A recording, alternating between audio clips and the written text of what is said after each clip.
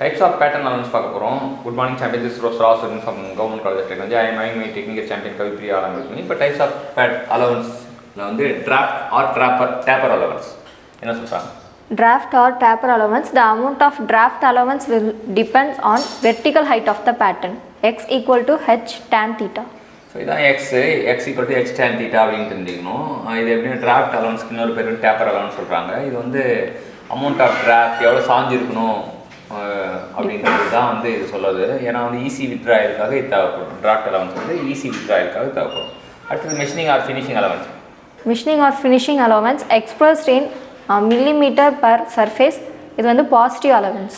So machining allowance ஒரு positive allowance தான். அது ஃபினிஷிங் அலவன்ஸ் சொல்லுவாங்க. எக்ஸ்பிரஸ் இன் மில்லிமீட்டர் பர் சர்ஃபேஸ் சொல்லுவாங்க. Wrapping allowance R shake allowance. நம்ம வந்து என்னென்னா ஷேக் பண்ணும்போது சைஸ் பெருசாகும். ஸோ அதுக்கு நம்ம ப்ரொவைட் பண்ணுறது தான். அப்போ வந்து நமக்கு கொஞ்சம் சைஸ் சின்னதாக இருந்தால் தான் ஷேக் பண்ணும்போது அது ஒரு இதுவாகும். So rapping or shake allowance என்ன சொல்கிறாங்க? Rapping or shake allowance is negative allowance. இது வந்து நெகட்டிவ் அலவன்ஸ் சொல்கிறாங்க.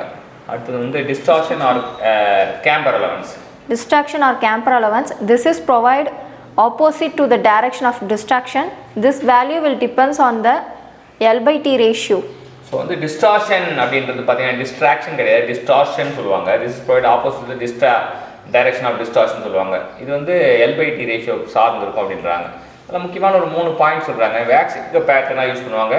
Wax as a pattern, investment casting for small objects. Mercury எங்கே பேட்டர்னாக யூஸ் பண்ணுவாங்க? Mercast process -38 degrees centigrade freezing temperature.